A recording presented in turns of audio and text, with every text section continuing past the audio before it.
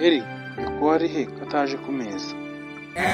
Ego ku mana yanjye. Nyoko nuwahe umuzi? Turashize none. Ukubaza nyoko nyine, uramuyobewe se? Bose pa, nyoko ndi kubona nawe nzi pe. Ariko se wagicucu we uragira ngo usubiremo inshuro zingana zitegena kubarije nyoko ahantu ari ntabwo uri kunyumva.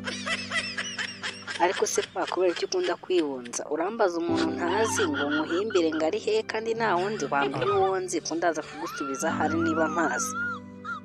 Wacyana usigaye wariteretse usigaye usubiza so gutyo sha siko nta n'urusoni.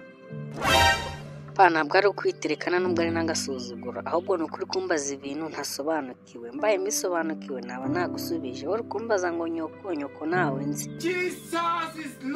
None se wanjije we wabyawe nande ku buryo uri kumbwira ngo ntabwo uzi nyoko? Nabyawe na mama.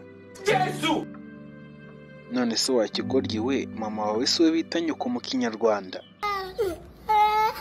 Koko none se pa ibyo byaje ryari mama ni mama nyoko ntabwo nzi byari byo. Turashize none. Ariko sha buriya amafaranga ngo urihira ngo ujye kwiga amaze iki? Ubundi ujya ku ishuri ukagaruka nta kintu uzi. Kuba utazi nyoko ko ari mama ukubyara urumva ubagiye kumara iki ku ishuri? Najyaga numva mama gusereza ngo kuva kera wari inka mu ishuri nkabihakana ariko noneho ndabyemeye. Ubundi se njye nabyarwa n'inka nkabiki? Yewe reka nibera agatavu. Reka mbwire Satani. Reka mbwire nuza we.